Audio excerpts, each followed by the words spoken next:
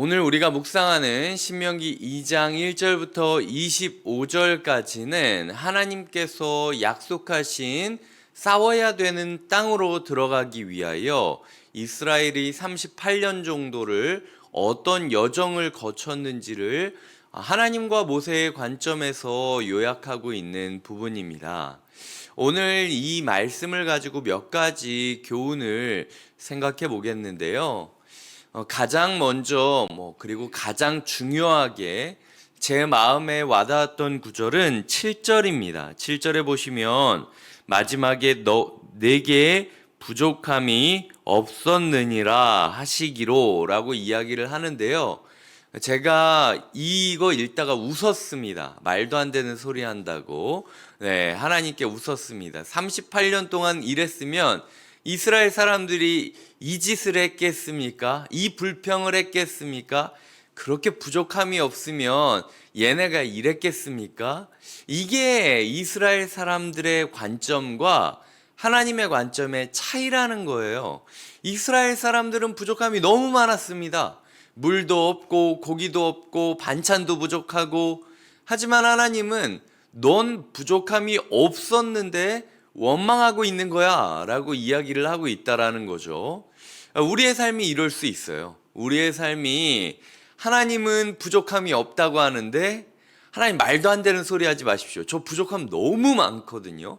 이보다 더 많을 수가 없는데 어떻게 하나님은 말씀마다 자족하라, 지족하라, 감사하라 이런 얘기를 하실 수 있겠습니까? 라고 이야기하는 하나님의 관점과 우리의 관점의 차이가 있다라는 것이죠. 이 부분에 대해서 우리가 한번 생각해 보았으면 좋겠습니다.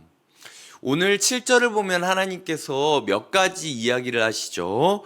복을 주셨다. 그리고 두루다님을 아셨다. 그리고 너와 함께 하셨다. 하나님 관점에서 봤을 땐 부족함이 없는 삶은 이 세 가지가 충족된다면 부족함이 없다는 거예요. 너는 내 아들이니 엄마가 주는 걸 받아 먹으면 내가 너한테 때때로 주고 있지 않냐. 내가 너한테 주고 있으면 부족함이 없는 거고, 주면 주는 대로 받아야 되는 거고, 그리고 내가 널 모르는 게 아니지 않냐. 내가 네가 어떻게 살아가고 있는지 알아주고 있지 않냐. 이게 두 번째 교훈이고요. 세 번째는 내가 너를 그냥 알아주고 끝나는 게 아니라 함께하고 있지 않냐라는 게 하나님께서 우리에게 주시는 부족함 없는 삶의 세 가지 조건이라는 거죠. 주시다, 아시다, 함께하시다. 이게 하나님이 생각했을 땐 야, 이 정도 하면 부족함 없는 거 아니야? 라고 얘기하고 계시다라는 거예요. 자녀가 간식도 먹고 싶고 외식도 먹고 싶고 뭐도 먹고 싶고 야식도 먹고 싶고 아침에 일어나서 또 먹고 싶고 간식을 또 사오고 싶고 이러면은 엄마 아빠가 뭐라고 이야기를 합니까? 그만 좀 먹으라고. 아빠가 주는 거, 엄마가 주는 거 제때제때 먹기만 하고 밖에서 이상한 거 안 주워 먹어도 된다. 이게 더 건강한 길이다 라고 이야기하는 거 아닙니까? 거기다가 아빠가 엄마가 아이의 마음을 이해하지 못하는 것도 아니고 차분히 앉아서 왜 먹고 싶은지, 먹으면 뭐가 좋은지, 먹으면 또 뭐가 안 좋은지 설명을 해주는 분이라는 건 굉장히 인격적인 분이라는 거죠. 거기다가 이게 애만 먹지 말라고 하는 게 아니라 아빠 엄마도 안 먹는다. 이러면은 아빠 엄마가 생각해 봤을 때 우리가 너를 위하여 최선을 다하고 있고, 그리고 그냥 너 혼자 그렇게 하지 말라고 하는 게 아니라 나도 그렇게 사막을 걷고 있고, 그렇다면 너의 인생이 건강해질 거라고, 이게 너의 인생의 훈련이라고 네가 생각해 주면 안 되니? 라고 이야기하는 모습이라는 거죠. 마치 일어나기 싫은데 억지로 닥달해서 야, 탄천이라도 좀 걷자. 걸어야 뭐가 삶이 시작되지. 네가 그 방구석에 틀어박힌다고 인생이 풀리니? 라고 이야기하는 그런 모습으로 하나님께서 우리를 오늘 광야 가운데 인도하고 있다라는 사실을 우리가 잊지 말았으면 좋겠다라는 거죠. 우리의 삶에 부족함이 없으려면 어떤 게 필요하다라고요? 하나님이 주시는 것을 보기만 하면 되는 겁니다. 그게 쥐꼬리만큼 주신다고 느낀다 할지라도 하나님이 주고 있다면 부족함이 없는 거예요. 두 번째로 하나님이 알아주고 있다. 하나님의 말씀을 통하여, 찬양을 통하여 내가 어떤 마음인지, 내가 어떤 삶을 살고 있는지 알아주고 있다라고 느낀다면 그게 부족함이 없는 삶의 조건이라는 거예요.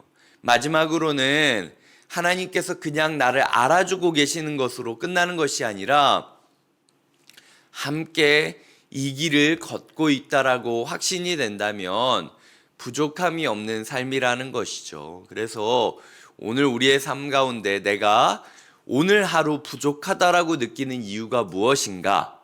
혹시 하나님이 주시는 것을 받음에도, 하나님이 내 마음을 헤아려 주심을 알고 있음에도, 하나님이 나와 함께 걷고 있다라는 사실을 듣고 있음에도 불구하고 내가 만족하지 못하고 있는 것 아닌지 돌아보는 시간이 필요하다라는 거죠. 그래서 우리의 삶에도 하나님 그렇다면 내 삶에 부족함이 없습니다 라고 고백하는 감사의 고백이 필요하다라는 것이 오늘 본문이 우리에게 주고 있는 교훈이라는 거죠.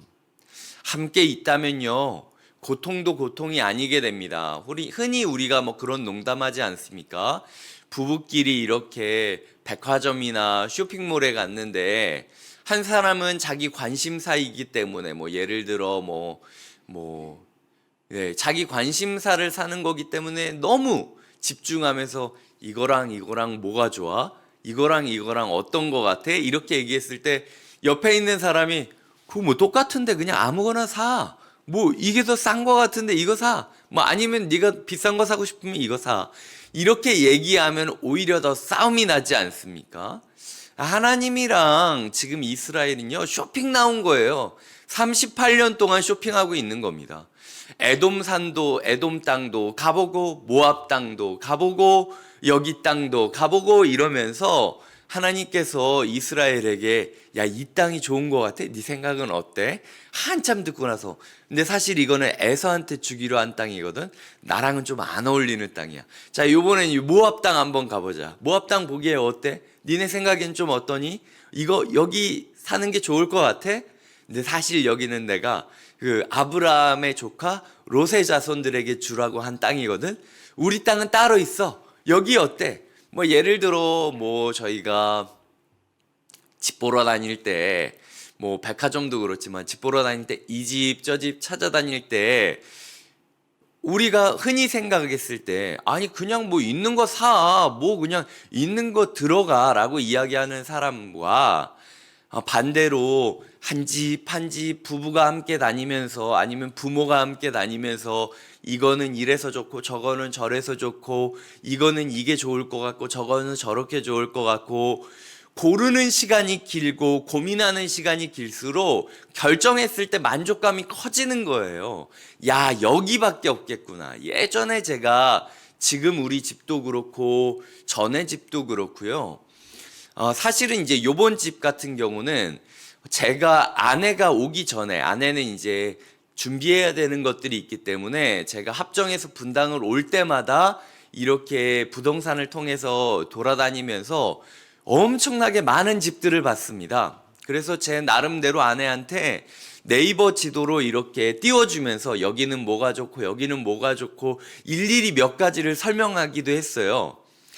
그렇게 과정이 있었기 때문에 아내가 이제 최종 그 결정을 아내가 내렸는데 이제 나중에 이제 다 고민하고 따진 다음에 아내가 그래도 이 집이 좋을 것 같다라고 해서 들어가게 됐을 때 제 마음 가운데 후회가 없었어요. 교회도 그렇죠. 중원구에 있는 모든 지역을 제가 다 돌아다녀 봤습니다. 있는 데를 다 돌아다녀 봤어요. 그래서 신방을 다닐 때마다 야, 여기는 내가 언제 찾아가서 살펴봤던 지역인데 여기는 이 건물은 내가 얼마 전에 들어갔던 지역인데 이거를 다 아직도 기억하고 있을 정도라는 거죠. 그렇게 거의 한 반년 넘게 빙글빙글 돌다가 결국에는 이곳이 거의 초기에 봤던 그 지역이었거든요. 그리고 한편으로 코맥스는 처음에 트라이 하다가 이 산업단지라 안 된다 그래가지고 이 공짜로 들어가지 않으면 안 된다라고 그래가지고 제가 마음을 접었던 곳이었어요.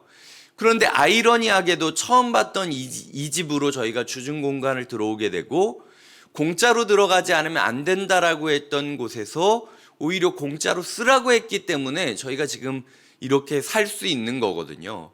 이 과정이 없었다면 하나님은 왜 우리 교회는 남들은 그냥 멀쩡히 그냥 한 곳에서 잘만 살고 있는데 왜 우리는 이렇게 두 집 살림을 하게 해가지고 여기 갔다 저기 갔다 여기 안내했다 저기 안내했다 이렇게 시키는 거냐, 불평불만이 일어날 수도 있는 상황일 수 있다라는 거죠. 과정을 거치지 않으면 감사할 수 없다라는 게 하나님께서 우리에게 주시는 교훈이라는 거예요. 그래서 우리가 걷고 있는 이 38년의 과정을 소홀히 여기지 않았으면 좋겠습니다. 야, 쇼핑 온 거다. 지금 공인중개사 통해서 집 보러 다니고 있는 거다. 생각을 하면서 이거는 이래서 좋고 저거는 저래서 좋고 바울이 얘기하지 않습니까? 내가 부요하기도 하고 내가 빈하기도 하고 내가 가말리알의 제자이기도 하고 내가 옥에 갇히기도 하고 하지만 내가 자족할 수 있는 일체의 비결을 배워가는 것, 이것이 신앙생활이라는 사실을 우리가 믿으며 부족함 없는 삶을 살아가는 것이 필요하다라는 거죠. 두 번째로는 우리의 삶 가운데 두려워하던 사람들을 들어서 두려워하게 하고 있다라는 사실을 우리가 기억해야 된다라는 겁니다. 하나님 앞에 불평하고 원망하고 거역하지 않기 위해서는요, 스스로를 객관화할 수 있어야 돼요. 이스라엘 사람들은 38년 동안 자기들이 두려움에 사로잡혀 있다라고 이야기를 합니다. 이래서 무섭고 저래서 무섭고 이러니까 안 되고 저러니까 안 될 것 같고 이런 얘기만 반복하거든요. 그런데 오늘 본문을 보면 이 사람도 너희를 무서워하고 저 사람도 너희를 두려워하고 있고 이거를 볼 거라는 거예요. 하나님은 의도적으로 지금 이스라엘에게 너희의 두려움에서 한 걸음 물러서서 사람들이 너희를 어떻게 생각하는지 객관적으로 돌아볼 수 있는 시야가 필요하다라고 이야기를 하고 있다라는 겁니다. 오늘 하루 이래서 무섭고 저래서 무섭고 이럴까봐 안 될 것 같고 저럴까봐 안 될 것 같고 이런 우리의 마음에서 한 걸음 벗어나는 게 필요하다라는 거죠. 조금은 하나님의 관점에서 객관적으로 우리의 모습을 보면서 이 정도였구나. 나는 내 입장만 생각하고 내 생각만 생각하다 보니까 인생의 낭떠러지에 와 있다라고 생각을 했는데 오히려 우리가 두려워하는 게 아니라 우리를 바라보는 다른 나라들이 우리를 엄청 무서워했구나. 왜냐면은 수많은 사람들이 지금 집을 찾아 걷고 있는 거잖아요. 주변 국가가 봤을 때 얼마나 무서웠겠습니까? 이런 부분에 있어서 우리 또한 누군가에게 두려움의 대상이 될 수 있다라는 생각을 해야만 우리의 두려움에서 벗어날 수 있다라고 이야기하는 것이 하나님께서 우리에게 주시는 교훈이라는 것을 우리가 잊지 말아야 된다라는 거죠. 이게 두 번째로 우리에게 주시는 하나님의 교훈이고요. 마지막 세 번째로는 싸워야 될 대상과 싸우기 전까진 절대로 무조건 싸우지 말아야 된다라는 겁니다. 오늘 본문은 의도적으로 에돔을 에서의 자손, 모압을 롯 자손이라고 이야기를 하고요.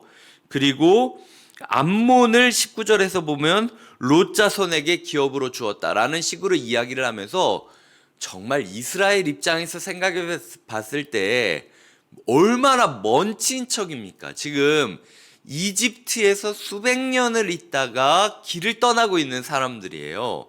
출애굽 안에서도 지금 한 세대가 지났습니다. 그런데 그들에게 지금 아브라함의 조카 롯의 자손들 그리고 야곱의 형 에서의 자손들이라는 멀고 멀고 멀고 먼 친척을 들어서 얘네는 너의 한 형제이고 자매이니 싸우지 말아야 된다라고 근거를 두고 있다라는 거예요. 소위 말해서 뭐 그렇게 치자면은 우리가 뭐 북한이랑 이야기할 때 한민족이지 않습니까? 예전에 그 문서를 보면 저희 우리나라 사람들이 일본으로 건너갔다라는 이야기도 있어요.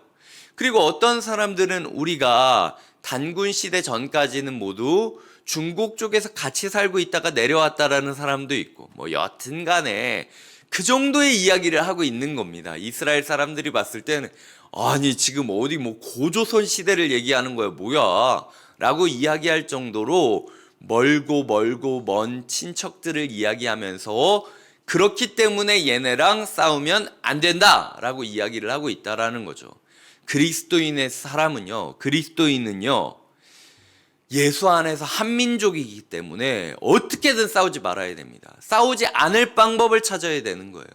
하나님께서 싸우라고 하는 순간이 오기까지는, 그 확신이 오기까지는 나와 마주한 모든 사람과 더불어 화목한 길을 찾는 것이 우리에게 주어진 숙명이자 사명이라는 사실을 기억하셔야 돼요. 오늘 아침이 시작됐는데 내 마음에 특정 대상을 향한 분노, 원망, 짜증, 불평, 비아냥이 있다면 그 잘못 살고 있는 겁니다. 광야에서 살다가 죽어야 되는 거예요. 그거는 하나님께서 말씀하고 계십니다. 먼 친척이라 할지라도 예수의 핏줄이면 한 형제고 한 자매다. 네가 저 사람 욕할 이유가 하나가 없다. 네가 저 교회 욕할 이유가 하나도 없다. 네가 저 시대에 저 모습을 욕할 이유가 하나도 없다. 그거랑 싸우기 전에 네 스스로를 돌아보며 부족함 없는 삶을 살고 있는지, 스스로를 객관적으로 돌아보고 있는지를 점검하는 것이 필요하다라는 것이 하나님께서 우리에게 주고 있는 교훈임을 기억하며 최선을 다하여 화목하기를, 오늘 하루 나와 마주하는 모든 사람들을 나의 형제요 자매로 여기며 살아가겠다라고 다짐을 하는 모습을 갖추는 것이 우리의 삶에 필요하다라는 것을 잊지 마셨으면 좋겠습니다. 세상에 정말 바보 같은 일이 싸워야 될 사람과는 싸우지 않고 싸우지 말아야 될 사람들한테 자꾸 시비 거는 게 정말 바보 같은 일이에요. 근데 교회 생활을 하다 보면 제가 그렇습니다. 제가. 그리고 우리가 그렇습니다. 우리가. 가까이 있다고 싸울 필요 없어요. 가까이 있기 때문에 더 힘을 합쳐 싸워야 되는 겁니다. 이스라엘 사람들이 왜 광야에서 죽어가야 됩니까? 오늘 본문을 보시면은 14절에 그 시대의 모든 군인들이 다 멸망했다라고 이야기를 하고 있죠. 38년 동안 전쟁을 위하여 훈련을 시켜놨더니 얘네가 훈련 중에 자기 부대에 자기 동료들한테 실탄을 쏘고 있는 거예요. 38년 동안 훈련하고 이제 싸워야 된다라고 이야기를 하고 있었는데 이 사람들이 자기와 함께 전쟁 훈련을 하고 있는 동료들에게 실탄을 쏘니까 니네는 전쟁 나가면 안 되겠다. 전쟁터에 나가서도 오히려 싸워야 될 사람한테 총 쏘는 게 아니라 어버버하고 자기들끼리 주체하지 못하면서 동료들끼리 총 쏴가지고 서로 다 죽일 것 같으니까 니네는 전쟁에 안 나가는 게 낫겠다라고 판단했던 게 하나님의 판단이라는 거죠. 내부 총질을 멈춰야 된다라는 겁니다. 저는 곁에 있는 교회에 누구에게도 교회 사람 욕하는 일은 듣지 않았으면 좋겠어요. 그리고 저 스스로도 성도님들 때문에 마음이 막 이렇거나 저렇거나 불평하는 일이 없어야 된다라는 마음을 다시 한번 하게 되는 새벽이었습니다. 우리가 이 말씀들을 기억하며 자족하고 화목하고 사람들에게 두려움을 끼치는 거룩한 백성으로 살아가기를 꿈꾸는 하루 되시길 주님의 이름으로 부탁드립니다. 기도하시겠습니다.